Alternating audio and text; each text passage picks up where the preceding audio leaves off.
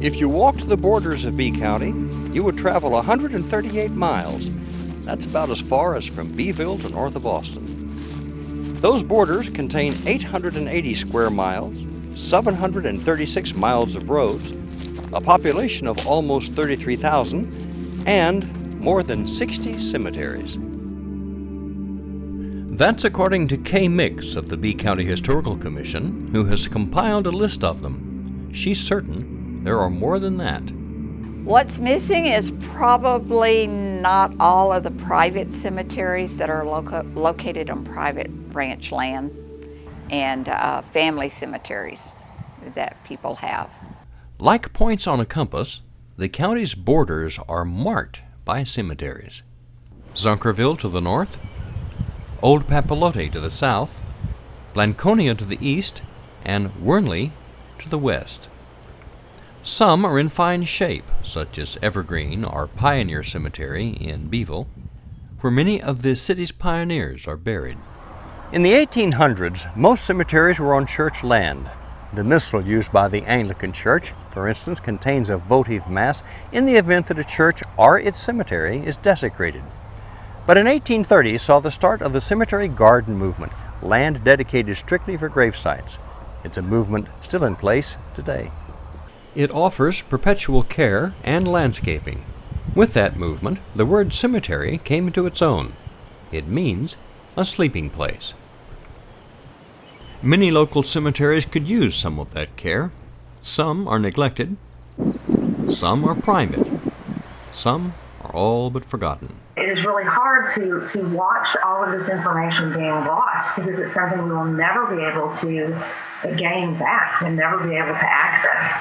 Few people know as much about cemeteries as Dr. Katrina Whitley, a graveside archaeologist in Dallas.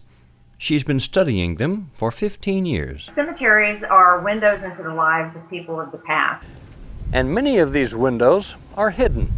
They're on private ranches. Now, by law, landowners must allow access. That's controlled access, not unlimited access. They are, after all, on private land. It's a balance between access and abuse. In this series, we're going to be visiting a number of hidden cemeteries. Cemeteries hidden behind walls, hidden behind greenery, hidden by forestry, brush. All of them are as silent as the grave.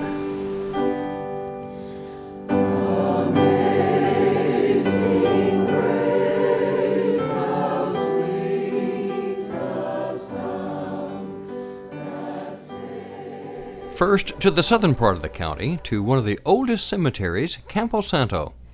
Like many others, it's both ethnic and denominational, Irish Catholic. It was in use long before Beeville, long before the county. Like so many graveyards on private land, this is a family cemetery. Jimmy Jackson is with the commission. One of the graves over here is the grave of Ann Burke. Ann Burke is considered to be the mother of B County. She was, I believe, the first child to arrive here, and she was her descendants populated a lot of B County, old B County family. So there's a lot of people here: the Welders, the Corrigans, the O'Tooles, the O'Reillys. I'm kind of humbled to be here in this cemetery where all of these great pioneers came and established themselves and bet their treasure and their families on making a new life. They were very tough people. Campo Santo may have its seniority, but in the central part of the county is a grave far older. It is the site of a battle between native Indians. Decades ago, Baldi Galvan, a member of the Lipan tribe, stumbled on it on the banks of a dry creek bed. One morning this summer, he and his fiancée, Lillian Casper, paid tribute to the spirits that linger there.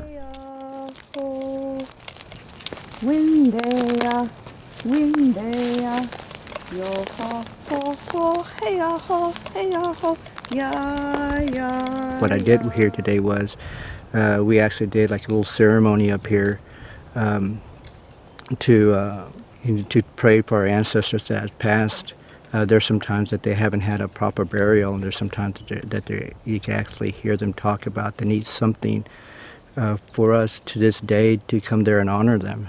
And then that's what we did here today. We actually brought tobacco, sage, and brought our prayers and some songs, and they really did appreciate it. After the ceremony, a hawk called from far above. "He's happy with what we did," Galvan said. "And the wind should pick up," Lillian added. "It always does after a ceremony." Sure enough, it did.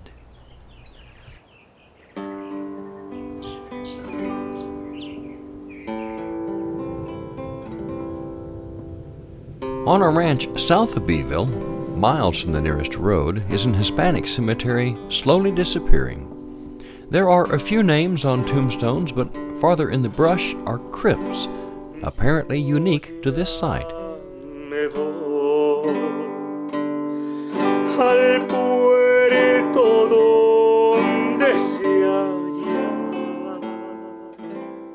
The walls are stone, but there are no names. Only the engraving of a cross indicates that it's a grave at all.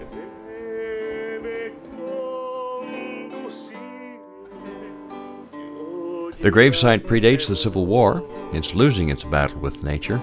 The crypts now are the venue of wasps and weasach.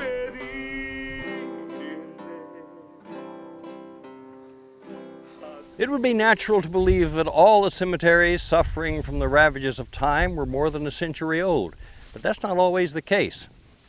At this intersection in northern B County, it looks like any other, but that brush behind me hides a secret. At the turn of the century, this used to be the main street of a thriving community called Caesar. Had a post office, a grocery store, a school, and a cemetery. Today, all trace of the town is gone. It's a familiar story. The railroad went somewhere else. Only the cemetery remains, shaded by oaks and covered with brush. Next week, Cemeteries Almost Forgotten, but with stories filled with poignancy and intrigue. And in another, In a Place of Graves, A Chance for Life.